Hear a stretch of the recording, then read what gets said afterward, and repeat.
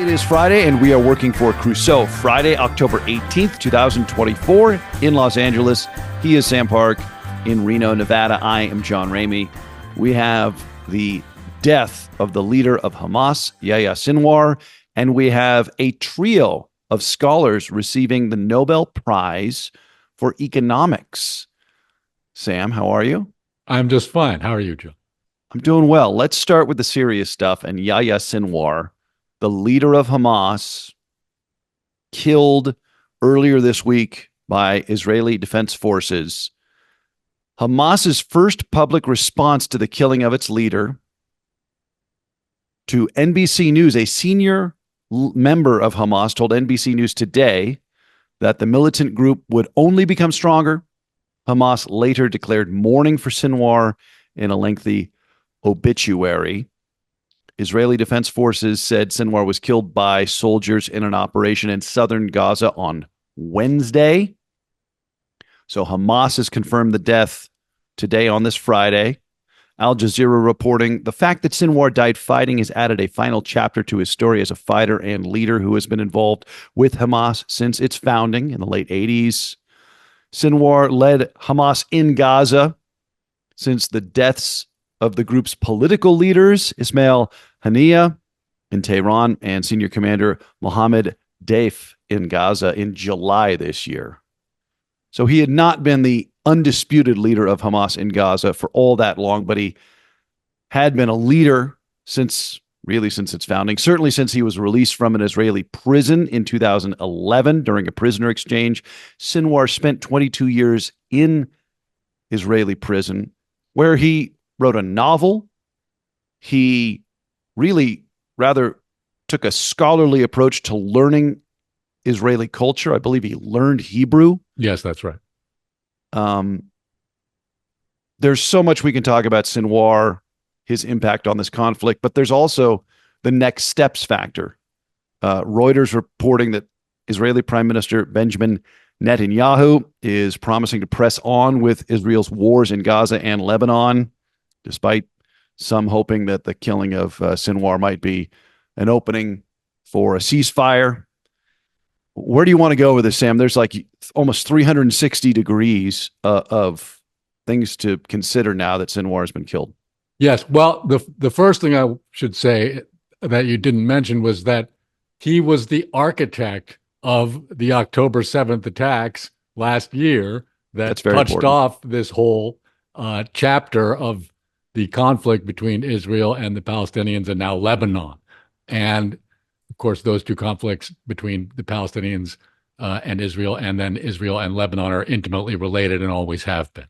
But that's really what brought him to widespread public attention. Up until that time, I think very few people outside of the region had heard of Yahya Sinwar, or that is, people who don't study the region very carefully. I had never heard of him, but he was a very important figure in Hamas at that time. And we talked about him, I believe, a month or so ago when Ismail Haniyeh was killed in Tehran, and subsequently thereto, Sinwar was made the titular head of Hamas as well as the head of its military wing.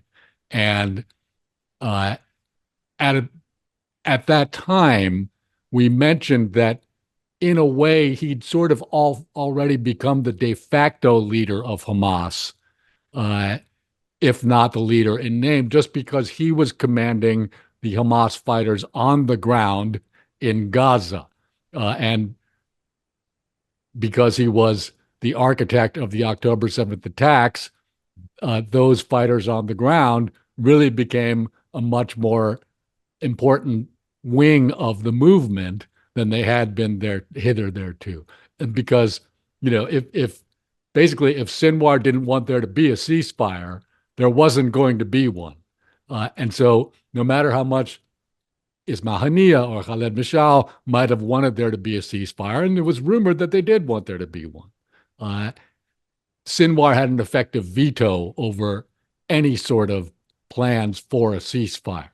And that is, I think, one of the reasons why some people discern that there might perhaps be an opening towards at least a temporary pause in this conflict. I think that such hopes are perhaps misplaced, but they should be pursued with all dispatch possible because this is, unlike the other killings of Muslim militant leaders in Lebanon and the leaders of Hamas, this actually, I believe, is an opening for a possible, at least brief halt to the hostilities. Even though, as you say, Hamas is saying today that they're going to fight on. And in fact, Prime Minister Benjamin Netanyahu of Israel said the same thing yesterday. He said this does not end the war. He did, however, say that any Hamas fighters who are holding Israeli hostages that release those hostages would be allowed to go free. So this I find insufficient, but it is at least an opening. It's an adjustment in his own Maybe stance. a thaw. Yeah, a tiny bit. Not, I mean, it's very small. And, you know, if I were a member of Hamas holding hostages right now, I'm not sure I would take Netanyahu as at his word. I might, but I don't think that's guaranteed. But again, when, for instance, we talked about this when Hania was killed, because, as I just mentioned, he was one of the Hamas leaders who was thought to be at least partly amenable towards the idea of a ceasefire. And in fact, Right. was taking part in the negotiations towards one. And so when he was killed and Synwar was named as his replacement, that sort of put the idea of a ceasefire on ice. Whereas if someone more like Hania now takes over Hamas, which we still don't know, it's possible, I believe, that something could result from this because Synwar was the most militant member of the Hamas leadership, and now he's dead. I think one of the reasons, I think anybody can understand this, that there is maybe perhaps premature, but still kind of this nascent hope that there might be an opening for a ceasefire is that you have the two poles of this conflict in Gaza, which is Benjamin Netanyahu, who has repeatedly refused to find any reason to have or any kind of rhetoric towards a ceasefire. And you have Synwar, equally committed to the spilling of blood. So you have two people, leaders on both sides, neither of whom were particularly interested in stopping any of the military campaigns. Yes, it seemed as though their interests were aligned, in fact. And that's terrible. We discussed this. It is terrible to think about. And we discussed this, that if you wanted to be cynical, when Hania was killed, the political leader of Hamas who was engaged in hostage negotiations, when he was killed and that elevated Synwar to kind of a more complete authority over Hamas, we said if you want to be cynical about it, that might have been Israel torpedoing any kind of peaceful opportunity or ceasefire opportunity in the near term. So I do get it that one of the two people involved in this war that showed no interest in stopping it is now dead. But as you say, how Hamas chooses its next leader is certainly an opaque process. And the other thing that strikes me is where Sinwar's political power, his political goodwill came from within Hamas. And that's because he was in the tunnels. And in fact, he died perhaps because he had emerged from the tunnels to help direct some actual military operation, and he got caught in a firefight. This wasn't special IDF forces or anything. These were kind of rank and file Israeli soldiers. Yeah, so it was just a coincidence. Firefight. That's right. It wasn't a targeted operation to try and find and kill him. And he had been famously in hiding, as you had mentioned in previous episodes, had only communicated by written note because he was obviously trying to keep his location a secret. But that's, again, I am fearful of the nature of his political goodwill within Hamas coming from the fact that he was his hands were dirty and he was in the tunnels and on the front lines, as opposed to some of the political leadership the non-military leadership of Hamas, who I believe he rather dismissively referred to as hotel Yes, guys. the hotel guys, because they'd live in luxury hotels in Qatar, in Doha, Right. in the capital of Qatar. And So, it's interesting that you sorry. point Yeah. that out because there's a sort of parallel dynamic here. In other words, Sinwar, as we mentioned, had an effective veto over policy because he was the guy on the ground. He was the actual military guy as opposed to the hotel guys. But once he became the head, he had to maintain that credibility. And it seems as though it might have been for that reason that he had to emerge, right? He can't have any credibility amongst his own immediate operatives if he's hiding underground and they're the Right. ones carrying out the operations. In order to maintain that credibility, he actually perhaps had to emerge, which I find fascinating, right? And he sort of found himself in a similar position that Hania had been in up until his own killing. But Yahya Sinwar had to know his death was coming. He Oh, was a yes. marked man from October 7th, 2023, as you said, the mastermind of that atrocity or those atrocities. And that means, and I have not done any kind of scholarship or research on Sinwar, but those who have made it abundantly clear he's no dumber, was no dummy. And that means he's got a succession plan in place. Now, whether Hamas follows it to the letter of the law or to the letter of whatever it is, remains to be seen. But certainly he would not have not had something in place. And again, that is why I'm a bit pessimistic about who emerges as the leader after him.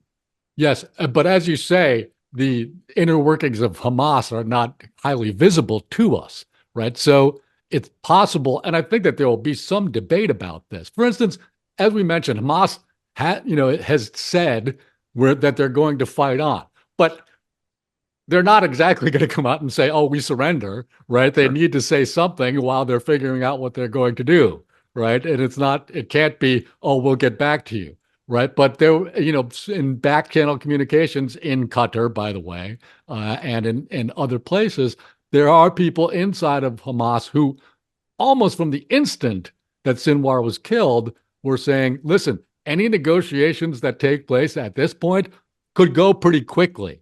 Right. So there are definitely people inside Hamas who could see the wisdom of trying to moderate this situation. And I find it interesting and coincidental, it seems, that just a day before Sinwar was killed, the United States put out a statement saying that Israel has to make sure that they get more humanitarian aid into Gaza. And if within 30 days, and if they don't, they risk the supplies of American arms to them, which I was astonished.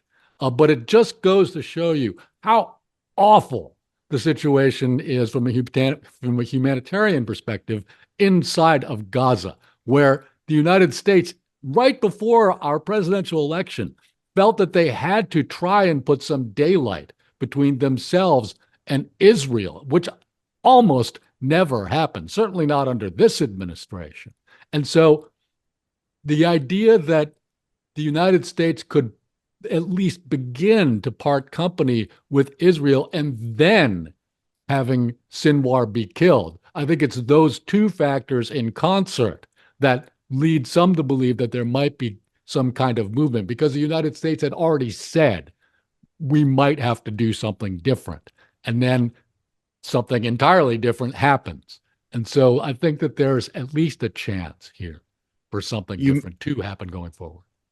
you mentioned that the United States had issued that statement, um, and that represented, I think, a heretofore unseen threat of use of leverage by the United States in this conflict. I mean, nothing approaching that, right, had been Not unveiled even by the United close. States trying to influence Israeli policy or activity. The only thing that might have been in the same category would have been back in the spring when Biden unveiled a ceasefire plan that he said was Israel's plan, right? I think by now we kind of understand that it wasn't.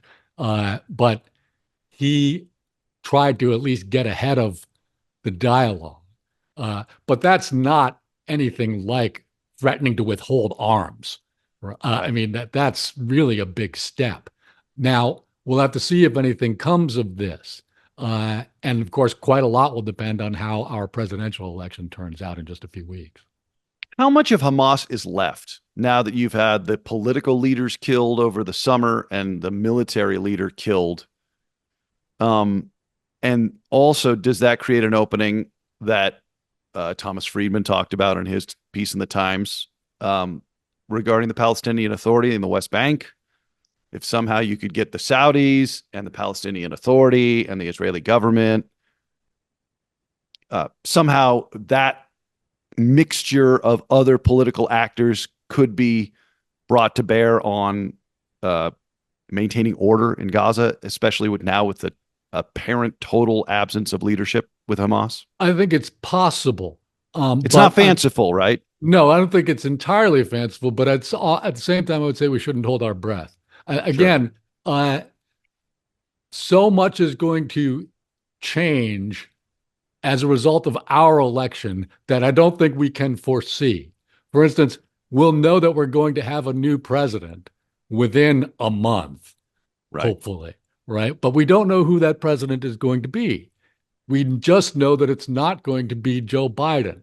And I think that either Trump or Harris is going to depart from Biden's policy on some level or to some degree, but we don't know exactly how.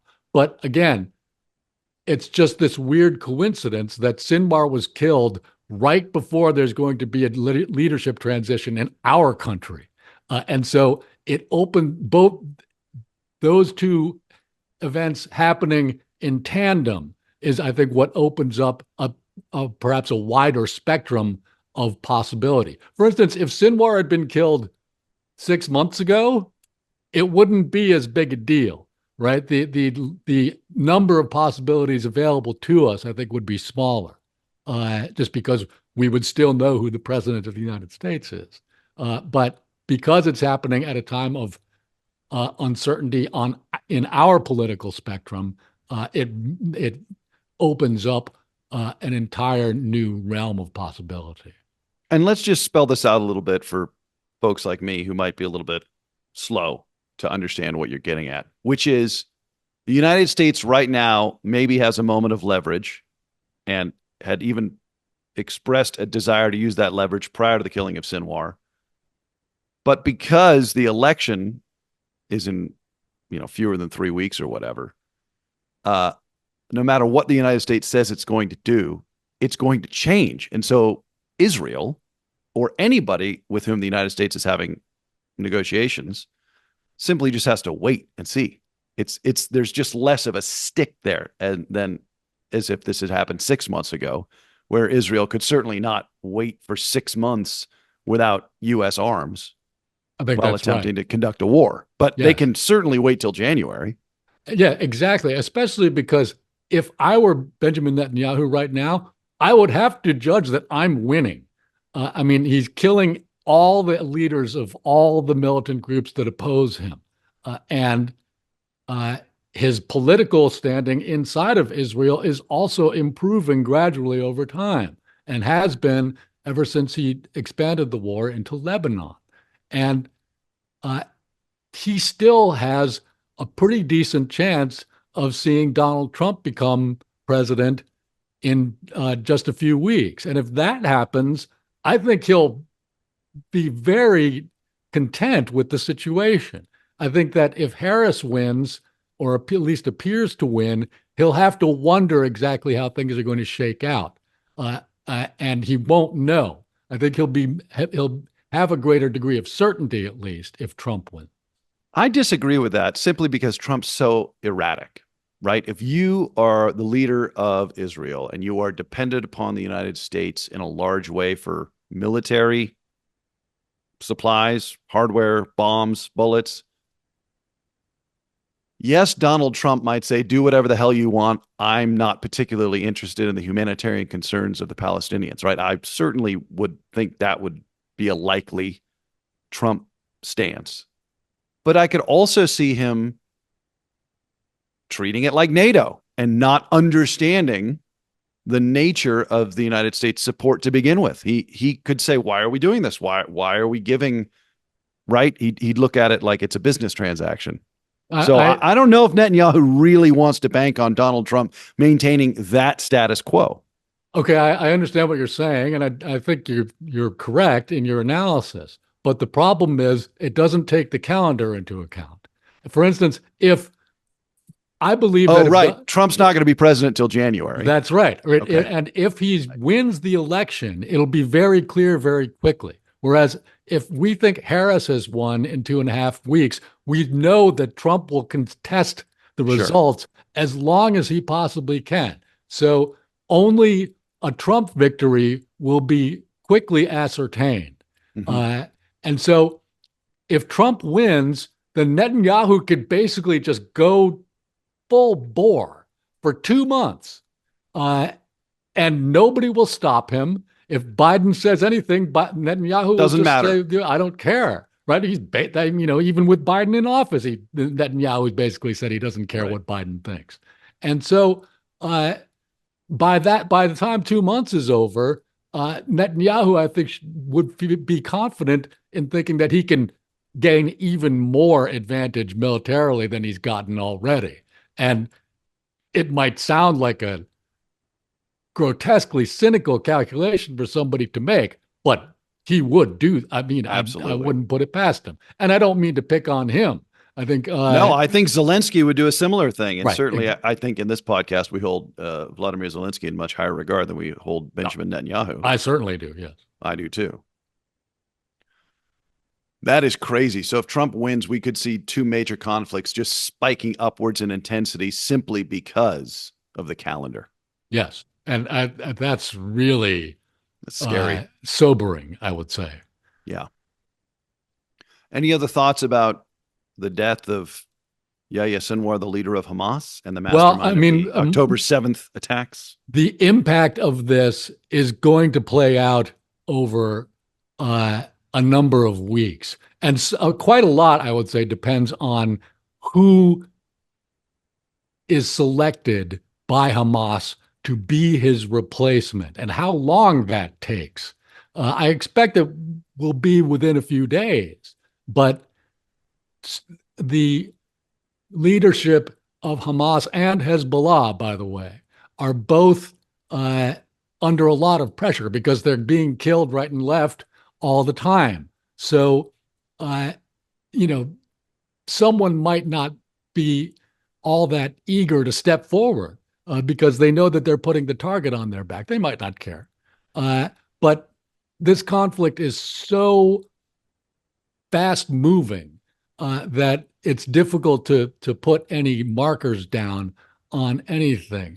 For example, we didn't even talk about the Israeli attacks on UN peacekeepers in Lebanon, right, who've been there for a very, very long time and have come under attack in recent weeks by Israeli troops. And Netanyahu says, that they should vacate Lebanon, right, or at least get themselves out of harm's way. And one might say that they're not actually keeping any peace as a peacekeeping force, so why should they be there? But the problem with that is that they're there under the mandate of the United Nations Security Council, and it's not Netanyahu's job to say what the United Nations mandate should or should not be. And just the idea that he thinks he should weigh in on that, I find a little bit objectionable. And this is just another aspect of this conflict that is just entirely remarkable. And it, again, implicates the United States, who here in our country, we say that we stand for the rules-based international order. But this has become a sort of hollow posture in regard to this particular conflict, because we allow our ally, and this conflict is not the first time that this has happened, we allow our ally to flout the international rules-based order. And over again, this has happened. And it's difficult to, I think over time, it will be difficult for the United States to maintain that posture. One final thing. I would say about this is that the New York Times Sorry, I'm going to push back on that, but carry on. Okay, but the New York Times reported this week that IDF, and they quoted 7 soldiers in the Israeli Defense Forces who say that the IDF has been using Palestinian civilians in Gaza as human shields, and which is exactly what they accuse Hamas with, justifiably, I might add. But they basically are sending them into buildings that they think might be booby trapped. And Israel says they're investigating. We'll see how that works out. Okay. But again, we could go on and on about this conflict for hours and still not exhaust the entire topic. I want to push back on Israel not being committed to the rules-based order. Again, I'm a big proponent of the rules-based order, right? The post-World War II, Pax Americana, United Nations, we have clear delineations about what's allowed and what's not allowed in warfare. And I know the answer to this, but I don't know it clearly. And I think you're going to sum it up more concisely and just better than I could muddle through. How is it just that Israel or anybody, the United States after 9/11, must adhere to the rules-based order when your military opposition is terroristic in nature and fundamentally unencumbered by the rules-based order? How are you supposed to conduct yourself? How are you supposed to prosecute the war for your own safety when you are encumbered by something that the enemy is not? Okay, I'll kind of flip that on its head. Do you really want to equate yourself with your terrorist enemy? That is why I asked you, because that's much more concise. Is that the posture you wanted to? I mean, and by the way, this is what Israel says over and over again. Well, they say, well, Hamas does the same thing. Is that really the path you want to take here? Now, there's a lot of scholarship that would say, whenever you defeat a terrible enemy, you must become like them. And that is, I guess, the unending, ageless tragedy of war. I think that's true. And that's why the answer is to make peace. Right. And that's a difficult thing to do. I don't mean to say that flippantly. Sure. But sacrifices have to be made in order for peace to be made. And that's just, you're not going to get, this is not going to be like World War I or World War II, where there's an armistice and that sort of signing ceremony. Right. And, that's not how these things are going to be done anymore. And they haven't been for a long time. And by design, wars just aren't that big and terrible anymore. It's still terrible if you're in the Gaza Strip. And that's why we have a rules-based international order, is so that they're not that terrible. Right. Yeah. And so, again, there's no easy answers here. But there, as we've said, there at least is an opening for something different to happen. We might hope that happens. Let us hope something happens. Okay, let's pivot to the trio of scholars who have been awarded the Nobel Prize in Economics. Darren Acemoglu from MIT, Simon Johnson from MIT. Sorry, that's the Massachusetts Institute of Technology. Correct. And James A. Robinson from the University of Chicago. They have been awarded the Nobel Prize for scholarship regarding a question I first encountered when I read Jared Diamond's about 20-year-old work called Guns, Germs, and Steel. And at the very beginning of that book, Diamond has a conversation with a man called Yali from Papua New Guinea. And Yali asks, why do you white people have so much cargo? And his term cargo is about manufactured goods and generally kind of wealth. And we here in Papua New Guinea do not have nearly as much cargo. You have to bring the cargo to us. And this is the seed of the question that his book attempted to answer. And it was lauded in its time. And there have been some revisionist thoughts about whether this book is entirely valid. I enjoyed it. But these three scholars essentially are trying to answer the same question, which I think is fascinating. It's a Yes, fascinating question. It is perhaps the question of our modern age. I would agree. And I found it interesting also that Simon Johnson is somebody in particular who's familiar to many people across the world, just because he's not just an academic economist, he's also written for the Financial Times for quite a number of years. He's Sure. appeared in many television news segments. He's a media figure in a way that not every Nobel laureate in economics is. I think for instance, uh, Paul Krugman, the columnist for the New Mhm. York Times, was also a regular New York Times columnist for years before he won his Nobel a decade or so ago. Milton Friedman also was familiar in the media, but there's not that many of They're these the folks. outliers. Yeah, and uh, I found it interesting that these three are really focusing on institutions. Right. If And I can just hop in here, the New York Times reporting these please, three received the prize for their research into how institutions shape which countries become wealthy and prosperous and how those structures came to exist in the first place. Right. So that's the why do you guys have cargo and why do we not have cargo? that's right.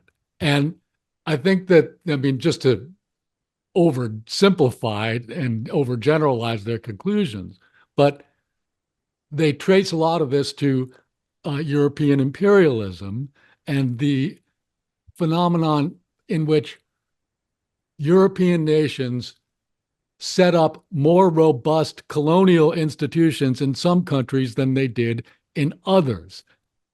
There's a And great example of this, right? So it's extractive versus inclusive colonialism, right? exactly, yes. So in this is in the New York Times reporting on this scholarship. Um, Dr. Asamoglu and Dr. Robinson used the city of Nogales, right, which straddles the border between Mexico and Arizona, right? Okay. So you have the Mexican side, Spanish imperialism. The Spanish were extractive in their imperialism of the Aztec Empire and Mexico, right? Uh, Northern Nogales, that is on the U.S. side, is a more affluent area than its southern portion, despite a shared culture and location. The driver of differences, the economists argue, is the institutions governing the two halves of the city. Think about English colonialism, which is the outgrowth of which now governs the part of Nogales that's in the United States, versus Spanish colonialism, right? And this is clear by what language you're going to speak on which side of the border. The English in North America were not particularly extractive the way the English and the French were in the Sugar Islands and the way the Spanish were in the Mexican New World, right? They were looking for Comparatively, gold. yes. They were, in fact, very extractive, but not compared to the Spanish. Comparatively, right. There's still chattel slavery, but tobacco is the main cash crop through the American Revolution. It's not even cotton until the 19th century. That's right, because As I cotton understand, gin yeah, had not yet been invented. right. And so tobacco, just economically, is not nearly worth what gold or the Sugar Islands were to Or what those, cotton would later be. That's right. right, Yeah, to those colonial empires. And I just exactly. thought the Nogales straddling the border is a great, like, Yes. that's your And control. another thing about it is that a lot of it depends on how many citizens the imperial powers sent to the colonies and for what purpose. Right, to populate versus Yeah, just, or just to yeah, get stuff, right? yeah. And for instance, in another example from the British Empire, this played out in different ways in different British colonies, right? So we might speculate that this is one reason why India is today a more wealthy country than any former British colony in Africa, right? Because the British colonies in Africa were more purely extractive Extractive. than the British colony in India, which had a robust colonial administration. Uh, and so, again, this is a gross oversimplification of the work Yeah. of these three scholars, but I really wanted to talk about it for a couple of reasons, mainly because it's right in our wheelhouse, right? It's both It's the international question relations of the and post economics. Columbian exchange, right? Yes. And so this is what we talk about all the time. So we should not fail to talk about it, except that last year We did fail to talk about the economics Nobel Prizes, but mainly because that was right in the aftermath of the October 7th attacks, and that was absorbing large parts of our attention. So I want to make the solemn promise to our listeners that we won't fail to address the economics Nobel Prize in any future years. I just think going back to this question, I think there is still a lot of reflexive, perhaps unintentional or not consciously toxic racism when people when rank and file non-scholars just try to assess why some parts of the world are more prosperous than others. I think that's absolutely right. And I think in part, one of the reasons that the work of Johnson et al. Is significant is because they don't come across as leftists. Right. This isn't some woke agenda scholarship. No. I mean, I'm sure a lot of people will try to paint it that way, by the way. Sure. But they're just academics, right? And I think they understand that these issues are going to be important going forward. There is this, as we talk about all the time on our show, there is this ongoing struggle for influence amongst these poorer countries. And if we can understand the reasons why these countries remain poor, we might be able to better address their ongoing poverty in a methodological way. That will do it for us this week on Working for a Crusoe. Sam Park, we're barreling towards the U.S. election. Yes. The dizzying climax of Electorama 2024. Yes. And as we alluded to, we might not know the result for quite some time, but I'm sure this will take up more of our attention going forward. Okay. Question, comments, suggestions, hit me on the email. For Sam, I'm John. Have a great weekend. We'll see you next Friday. Thanks, everyone.